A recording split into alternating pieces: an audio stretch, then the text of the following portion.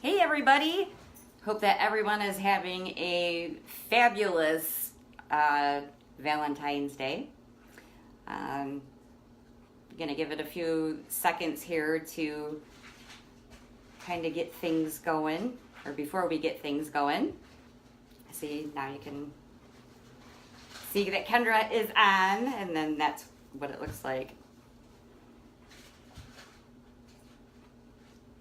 And Terry. Happy Valentine's Day, Kendra and Terry. Right? That beard. Yep. So, trying to get Dad used to what it's like being on this side of the camera, not just listening to it. Hi, Terry. Hi.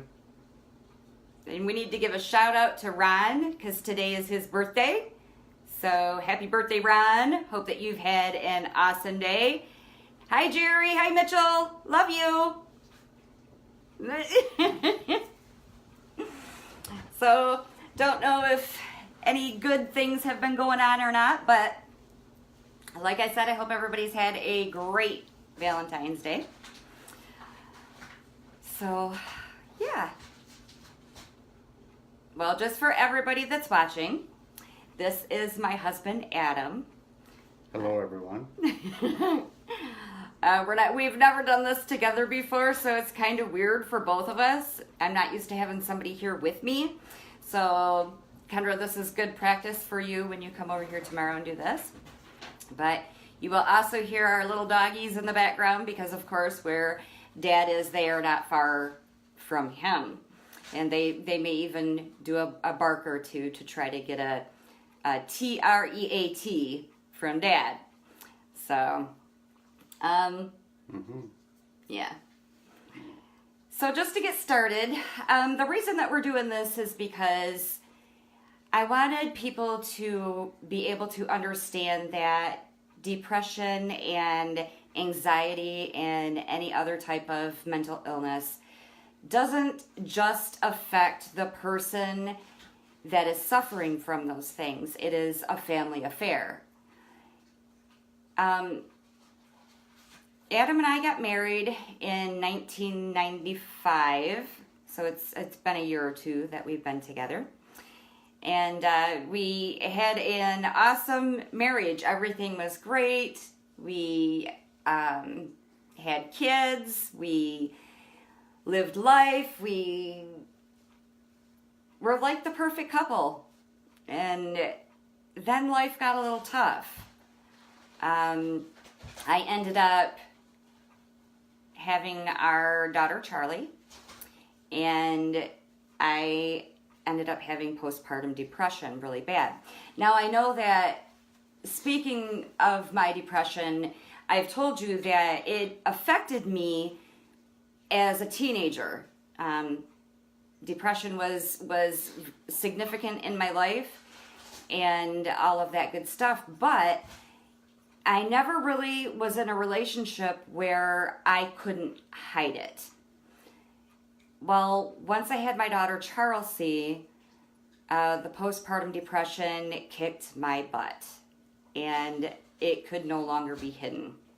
I went through not being able to care for her as she should have been cared for, and just life pretty much stopped at that point, and I had to rely completely on my husband, and my children had to rely on him as well. So I guess that's where we're going to start with this, because that's when, like I said, the depression couldn't be hidden anymore. And a lot of times for a lot of people, actually, postpartum depression is maybe their first bout of depression. So this may ring true for many people, many women, that you may not ever deal with any type of depression in your life until you have a child. Well, so we go to the end of 95, and I had my daughter, and for the first couple of weeks, it was okay. I was able to care for her and love on her the way she was supposed to be loved on. And then my husband went back to work. And that's when the depression hit. So that's where we're going to start. And if you guys have any questions for either of us, feel free to ask them. Just so that you know, there's a delay between you asking the question and me getting it, or us getting it.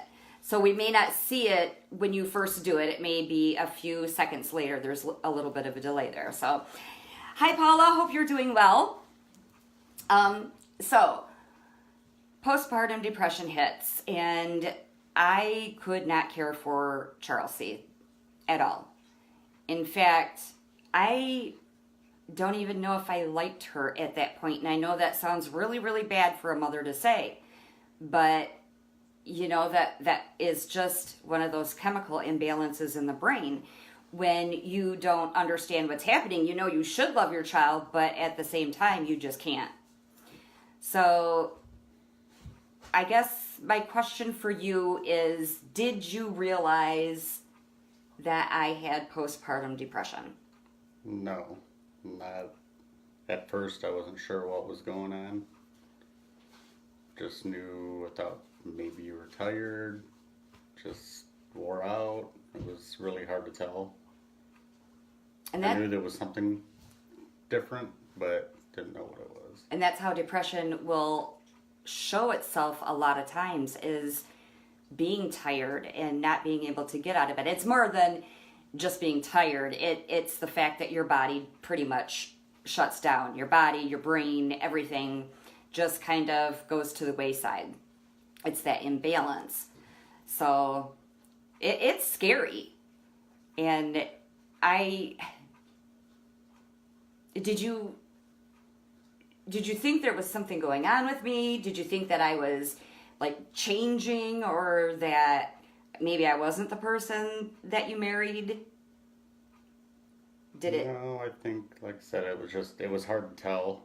Then I know at that time in our marriage, I was working a weird shift and was also tired. So Yeah. it was kind of hard to tell at first what was happening. And it didn't help. I mean, you did. You worked a second, third combo type thing. Mm-hmm. So it didn't help that he was tired from working, but we also had a newborn baby in the house, so that makes it even worse. But I remember going through that, and I remember being extremely thankful that he was there for that, but I was also, in a way, very jealous that he could care for her and I couldn't. And actually, I will say this, that because of the fact that he was the one that cared for her right after I had her, and for a very long time in all actuality, you two have an unbreakable bond. So I guess there is a silver lining to everything. You do have that bond with her. So, and I think she would be extremely thankful for that as well. But did it upset you that there was no care on my part for her? Like, I mean, I know I did what I had to do,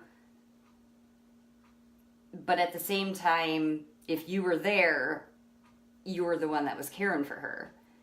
So did you have any resentment towards that, or anything of that nature?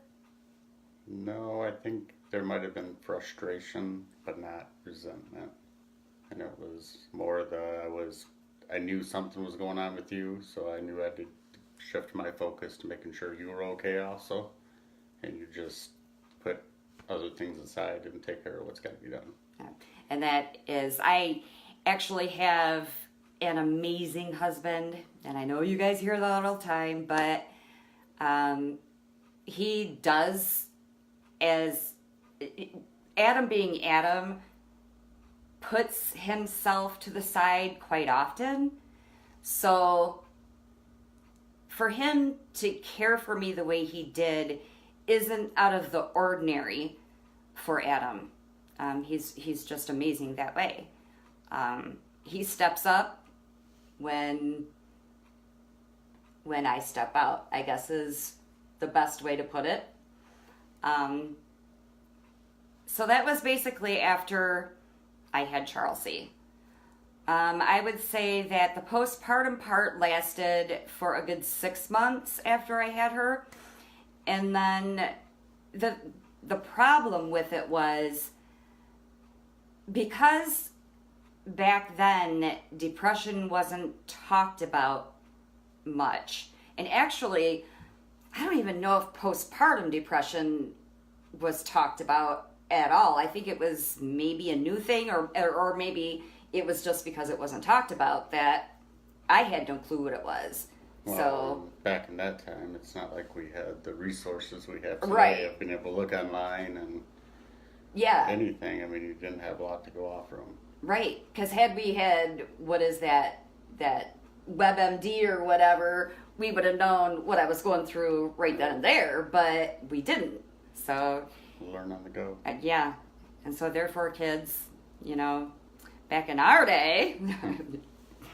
But so we went through that with the postpartum depression, and the bad thing is I didn't receive any help, counseling help. I'm talking. I had a lot of help from him, but I didn't get any sort of mental health treatment whatsoever. Because of that, it worsened. So, as I said, I suffered from depression before, from a teenager. Then I had the postpartum depression, which I did not have with my 2 oldest children. It was just my 3rd child that I suffered with, and I didn't have it with my 4th child, with my baby. I didn't have it with her. I only had it with Charlesy. So I didn't get the help that I needed for that. Never received the help from anything before that. Everything began to spiral. So I seemed to get a little bit better after time there, and then boom, it hit in a bad way. At that point in time, I had probably 5 or 6 different attempts on my life that I had tried to commit suicide, but so that was something that I had dealt with on a regular basis. But I've spoken about this before on one of my lives, that the breaking point of knowing that we needed to get some sort of help was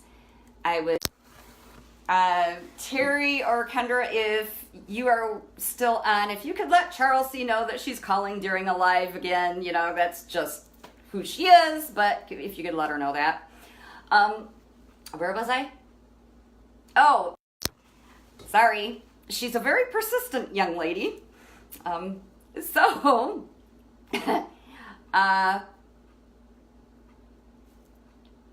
Charlesy, I cannot call you. Hey Jamie, I see that you just got on. If you could send Charlesy a message and let her know that that Dad and I are doing a video right now to quit trying to get me to call her, that would be great. Happy Valentine's Day to you too. So we're going to my parents' house, and I don't remember why we were going there in all actuality, but what I do want to preface this, yeah, it's okay, Charlesy. So Adam was in a car accident when he was younger, and so he does have moments of lapses in his memory with certain things. Just moments. Well, yeah. So I just kind of wanted to let you guys know that. So, Terry, see, now they'll argue on here. But anyway, so there may be things that he is fuzzy on, but he will let us know that he doesn't remember those things. So, anyways, we were pulling up to my parents' house, and my parents had a 2-story house at the time. And I saw a woman in the window who was not there. And the reason that stuff like that happens is because there's that chemical imbalance in your brain, and I think it was just pretty much God's way of saying, go get some help. I really do. Mm-hmm. When I told Adam that I saw somebody there, and he kind of realized that there was nobody there, we went into my parents' house, and he said, I've got to take her in. So, I ended up going and having to stay in the psych hospital. We were just discussing this. It was about 3 or 4 weeks in that time period. Because of that, Adam had to take care of our 3 children at the time. We didn't have our baby yet. Were you scared? What was going through your brain? Or what do you think? What did you think when you knew you ended up that you were going to have to leave me there? Don't really think I knew much of anything. I just didn't know what to think, didn't know what to do. It was just a scary situation. So I actually remember signing the paperwork to have to stay, and he wasn't allowed to come back into the actual psych ward of the hospital with me. They take you into a room to sign the paperwork, and then I ended up having to go into an observation room. But I remember looking at you, and you were just, you could tell there was a fear of the unknown, of what was going to happen to me, what they were going to do. When were we going to talk again? Because I think at that point we didn't know what the heck was going to happen. right. I don't think they gave a lot of information No. up front. And cell phones were not, we didn't have cell phones then. So it was scary. I didn't know when I was going to see you next. You didn't know. And we had decided that this was going to be a secret. With the stigma around any type of mental illness, you just didn't talk about it. And a lot of people still don't, unfortunately, and that's what I'm trying to change. So I'm stuck in this hospital. We didn't have cell phones, so I think I was only offered a call to you every so often. Yeah, it might have been once a night or every couple days. I know there was a time frame that I could call you, but they were very quick phone calls. Right. Just pretty much. And I think actually, with me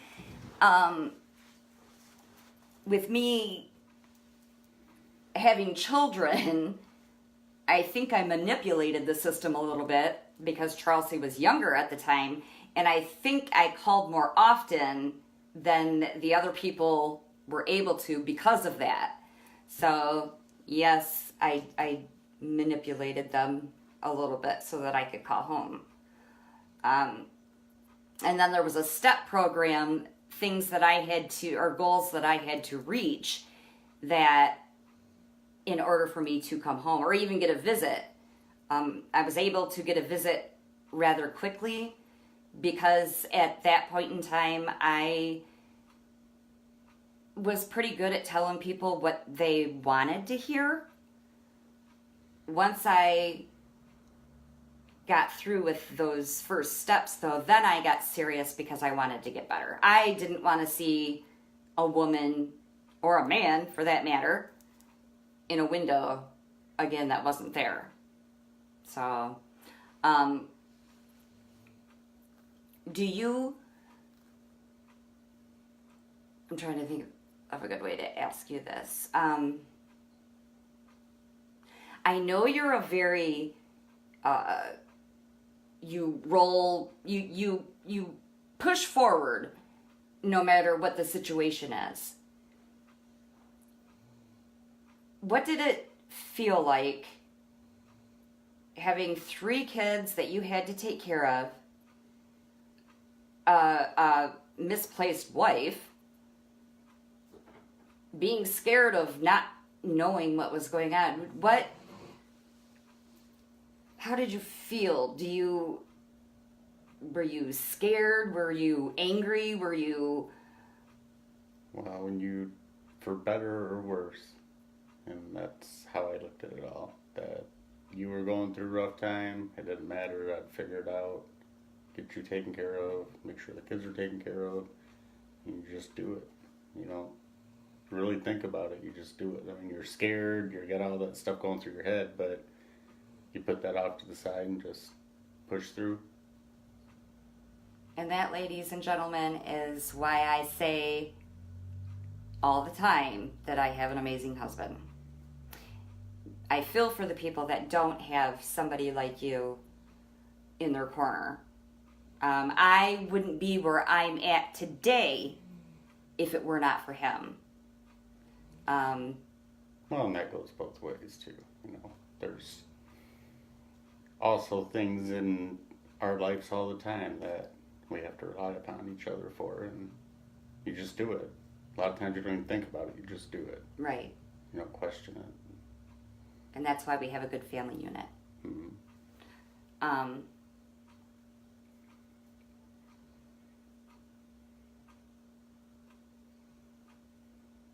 Do you probably don't remember taking me to the hospital. Vaguely. I know we went, but I couldn't tell you, like you said when we were talking about the time frame. In my head, it was only, I couldn't distinguish between short time frame or long time frame. I just knew you were there, that I had taken you. But So let me ask you this. I have many illnesses, so, oh my knee. Do you, you know when you're taking me to the hospital for, like, my stomach or whatever, you pretty much know what the outcomes are of that. Do you think that taking a person to the hospital for an illness, a physical illness, would be the same as taking somebody to the hospital for a mental illness? yes. It's just Same like... thing. Well, just like when you went, we went to the ER, and then they send you that way, so... Right. That's what you needed. So and one of the things that I'm trying to really get out there is that there is no difference between a physical illness, cancer, or anything of that nature, and a mental illness, depression, anxiety, bipolar, whatever mental illness there is, it's in the same thing as a physical illness. Illness is an illness. They're both, it's the same. I mean, something's wrong, something needs to be looked at and addressed, and it doesn't matter if it's physical or mental, it's still a problem, something that needs to be resolved. Right. And sometimes you need medication.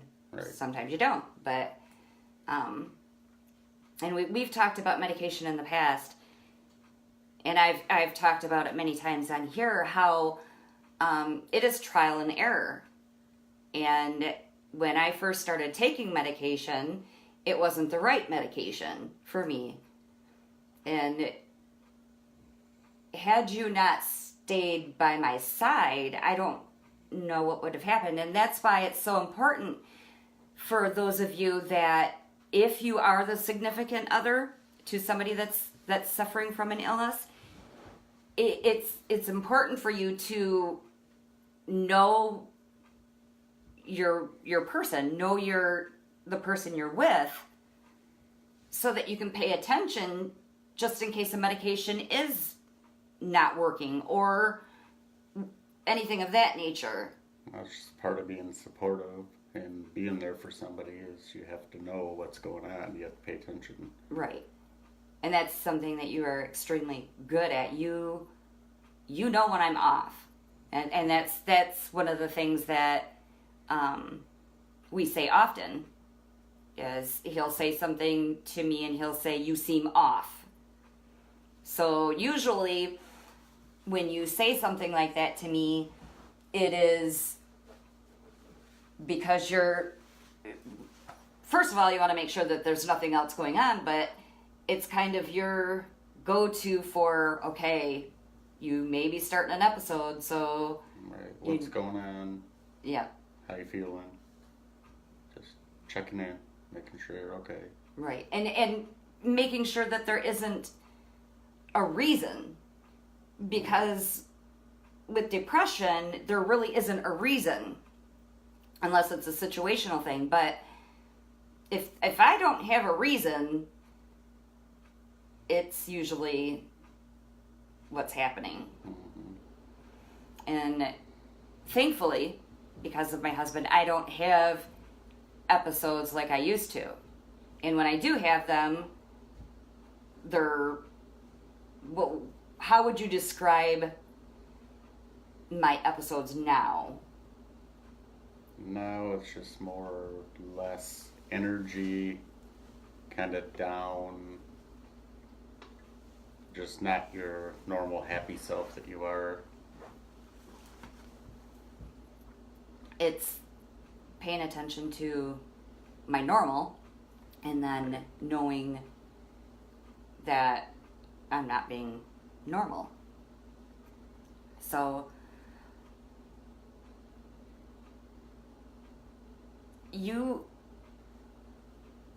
throughout our marriage, I've had episodes, some lasting a day, some not lasting that long, some lasting a couple weeks. Do you think that you have ever resented me for having those episodes, for staying to myself to work my way out of those episodes? Have you ever resented anything that has to do with my depression or anxiety? No. Okay, what about my anxiety? We're going to kind of go off topic here with the depression, but there are times that me leaving, you do all the grocery shopping. It is very rare for me to get in the car with you to go grocery shopping, and it's because of my anxiety. Are you resentful of that? No. And You learn to adapt to your significant other and what things bother you, and then I just step in and take care of. Just like there's things that I don't like to do, then you step in and take care of them. That's how we've always worked it. mm-hmm. So when it comes to things like that, there's no reason to resent somebody. You're being there for them. You're taking over where they don't feel comfortable. And we kind of have a look. I can give you a look, and you know it's time to get her out of here. So that's why I talk a lot about your person. Having that person that knows you inside and out to be there for you. Because it can just depend on the day. Right. One day it could be fine, and the next day it's just not going to happen. So in those cases, it's hard to plan ahead for us to go do something like that, but we just do it when it's the right day. Right. You adjust to it. Yeah. And our go-to words are, well, we'll have to see how it is that day. Right. You know, not many people understand that that's that's basically what we're saying. We're pretty much gonna see, you know, if I'm not okay that day. Right. So, having your person, knowing your significant other. When you pay attention to your person, then you understand And you don't, it's not a big ordeal, it's not a big deal. You just do it. I mean, we've learned to adapt to those issues and what's going on around us and when's good and when's bad. So we just go with it. You just go with the flow. Yeah. Yeah, and we've learned that well. Mm-hmm. So I think that if there's one thing that I want the world to know is that a successful marriage can and is possible with mental illness. It's work. If we were to go back however many years, if I were to have said to you, well, you know, you're gonna basically raise Chelsea by yourself, and there's gonna be weeks where I wouldn't get out of bed or shower or be any part of life. They wouldn't have changed anything. You say that now. Yeah, no, it wouldn't change anything. But that's something I was going to say, though, is people got to realize that other things change. Though, like you were talking about your episodes now. In the past, one of the big things was sleeping. Oh, yeah. Was just being tired all the time and not wanting to get out of bed. And where that changed a lot over the years. And there was, I'm sure, other things in there, too, that I just don't recall. But where if it was a difference of the medication or whatever it was that helped get you to where you're at now, but so you got to flow with the changes too, Right. because you can't just say, okay, well, now she doesn't sleep all the time, so everything must be fine. It leveled out, but there's other things, there's other signs that you have to watch for and be aware of. One of them is being distracted. Right.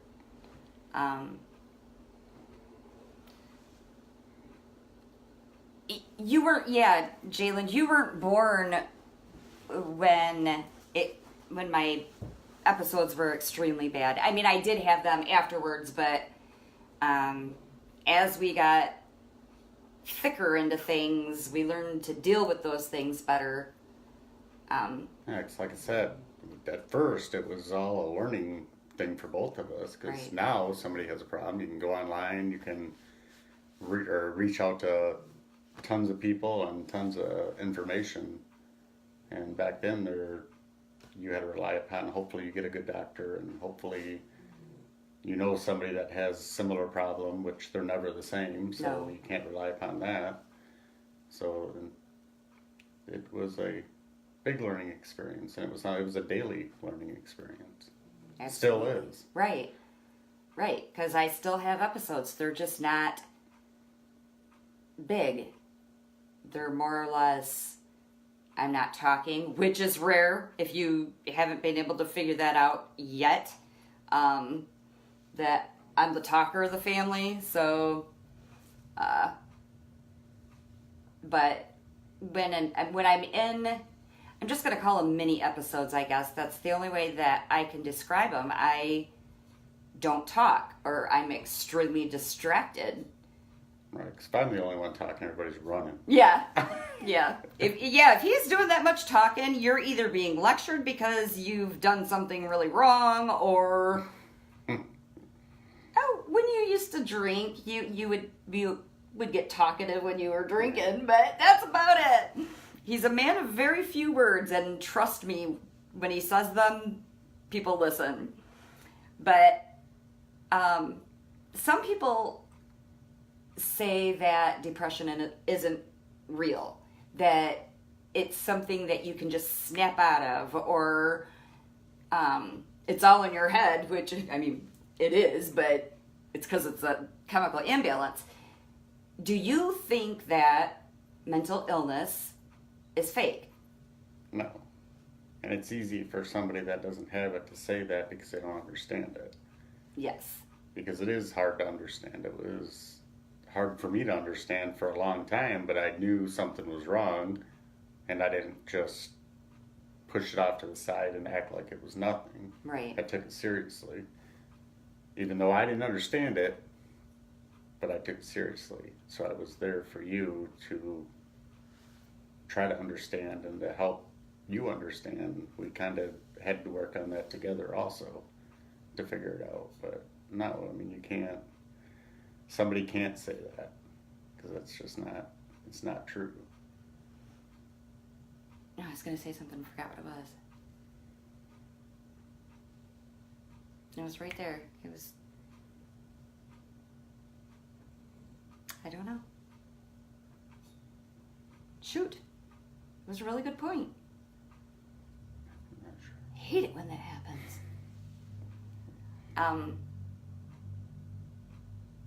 How do you stay sane? Well, I'm crazy.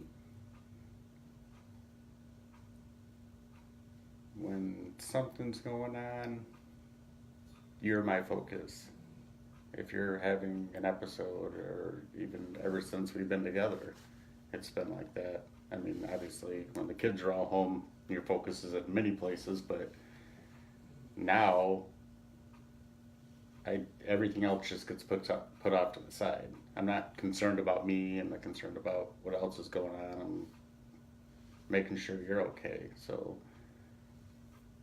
don't have to worry about me being sane, staying sane. My focus is on you to make sure you're okay. And for those of you that don't know, Adam is a retired firefighter. So I believe that he was an amazing firefighter because he is able to focus on the task at hand, focus on what's needed at the time. Like you said, when the kids were here, our focus was all over the place. It was on them. When I was in an episode, it was, okay, it's time to take care of her. Adam does love wind therapy. So riding the Harley is he does have things that he likes to do. His focus isn't always on me. Although I will, and I love to admit that I am a good portion of your focus. I'm very lucky that way. And Absolutely, it's supposed to be. That's why marriages work when they work, is that people are putting in the effort and being there for the other person. Sometimes you got to put what you got going on aside to take care of the person that you're with. And when that person's okay, then it just all comes back together. So it's a give and take, like it is with anything. exactly. And that's why it works so well. Right. So if you were to give advice to anybody that's watching it or may watch later, what do you feel from your experience, what do you feel would be the best advice to give somebody in your shoes? Just be there, pay attention, and love the person. Try not to question everything in a bad way. Just learn, educate yourself, but paying attention and just being there for somebody, that's the biggest part. Because if you're doing those two things, you're going to learn, you're going to understand, and you're going to figure out what's going on and how to live with it and how to help that person live with it. Because you have to also learn how to live with it too. It's not just the person that has depression, but you have to yourself learn how to live with somebody that has it. Right. Because it can be challenging at times, but challenging's not bad. You just have to learn how to do it. And having patience, I think, Yes. is probably the best thing.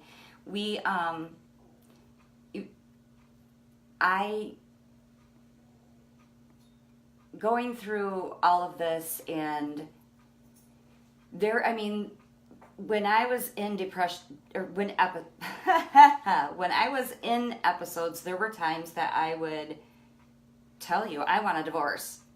I can't do this anymore. I mean, I don't know how many times you've heard that from me.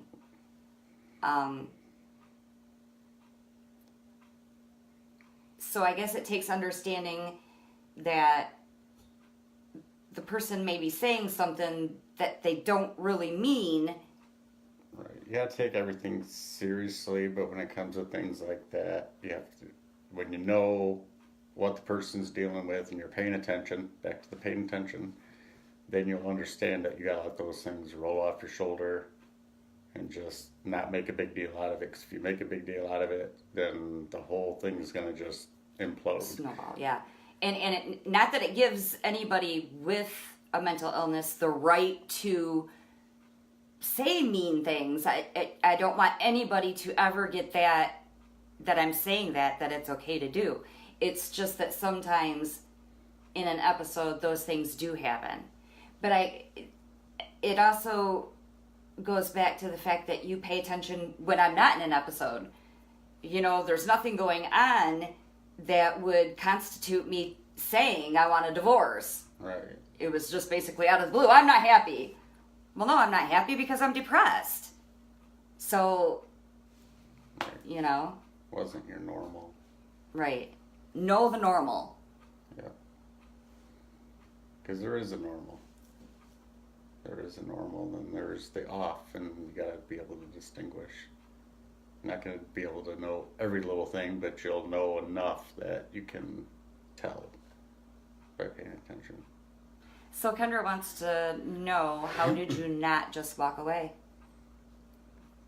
Because you just don't walk away. I vowed for better or worse, and I love you, whether it's the good day or the bad day.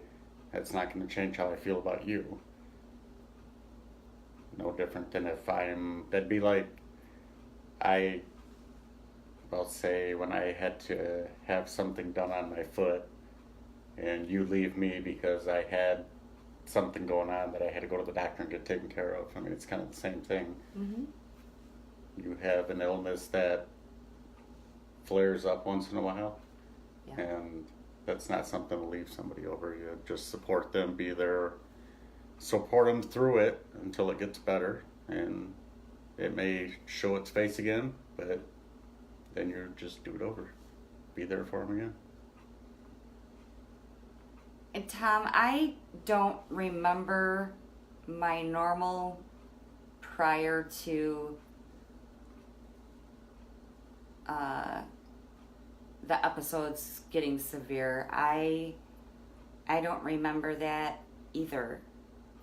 But So I think your normal has changed, though.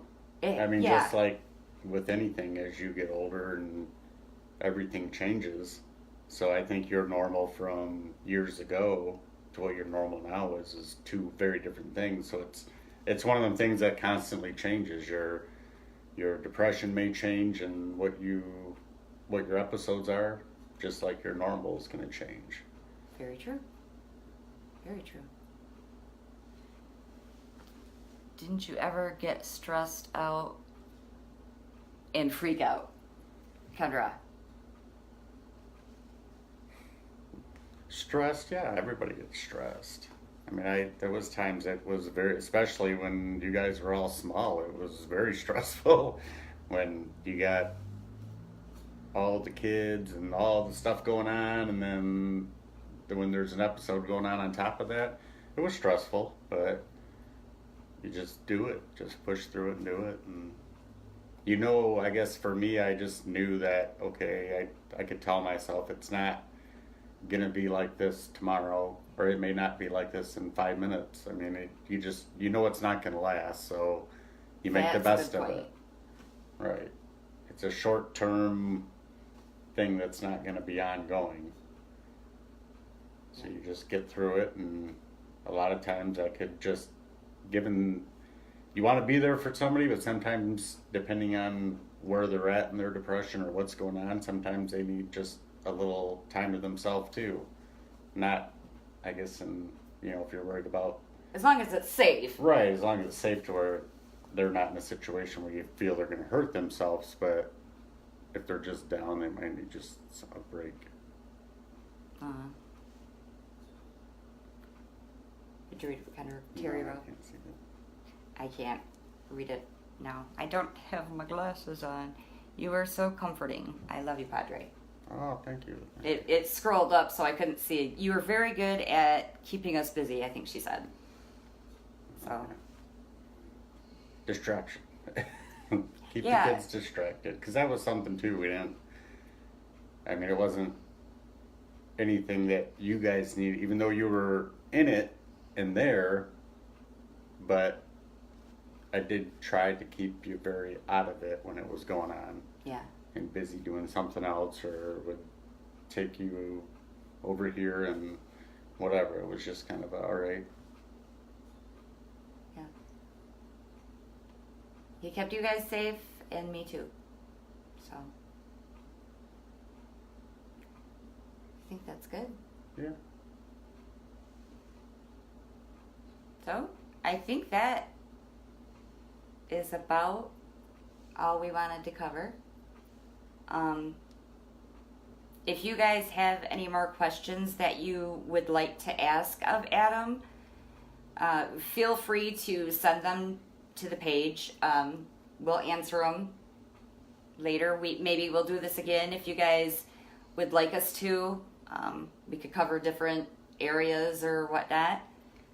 So, Make sure to hit the like button here, or like button there, share button there. oh, okay. All right. Well, happy Valentine's Day, everybody. Charlesy, yes, I will call you. We hope that you had an amazing evening and spent time with those that you love. And we will see you another day. See you guys tomorrow at normal time.